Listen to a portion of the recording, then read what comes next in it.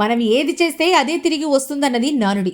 ఎవరైనా సరే కర్మఫలం అనుభవించగా తప్పదంటారు. ఇప్పుడు వైసీపీ అధినేత మాజీ ముఖ్యమంత్రి వైఎస్ జగన్మోహన్ రెడ్డి చూస్తుంటే సరిగ్గా అదే జరుగుతోందని అనిపించక మానదు. గతంలో అంటే జగన్ తాను అధికారంలో ఉన్న సమయంలో తాను పట్టిన కుందేటికి మూడే కాళ్లన్నట్లు వ్యవహరించేవారు. నోటికి హద్దు బద్దు లేదన్నట్లుగా ప్రత్యర్థి పార్టీల నేతలను ఇష్టారీతిగా విమర్శలు గుప్పించేవారు. భాషను ఉపయోగించే విషయంలో జగన్ ఇసుమంతైనా మర్యాద పాటించిన దాఖలాలే లేవు.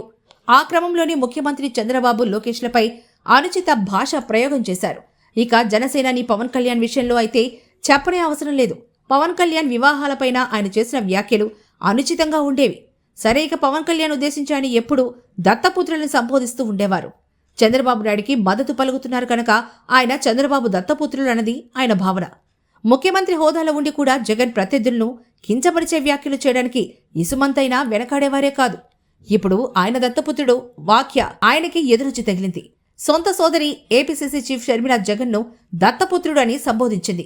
కౌపీన సంరక్షార్థం అంటే కేసుల నుంచి రక్షణ కోసం జగన్ బీజేపీకి, ప్రధాని మోదీకి దత్తపుత్రుడిగా మారిపోయారని షర్మిల విమర్శించారు. అధికారంలో ఉన్నంత కాలము జగన్ మోడీ దత్తపుత్రుడిగానే ఉన్నారన్న షర్మిల ఇప్పుడు అధికారం కోల్పోయిన తర్వాత కూడా అలాగే వ్యవహరిస్తున్నారని విమర్శించారు. పవన్ కళ్యాణ్ కించపరిచేందుకు జగన్ చాలా తరచుగా ఉపయోగించిన దత్తపుత్రుడు అనే పదాన్ని ఇప్పుడు సొంత సోదరి షర్మిల జగన్ను ఉద్దేశించి వాడారు. అందుకే అంటారు కర్మ ఎవరిని వదలదని.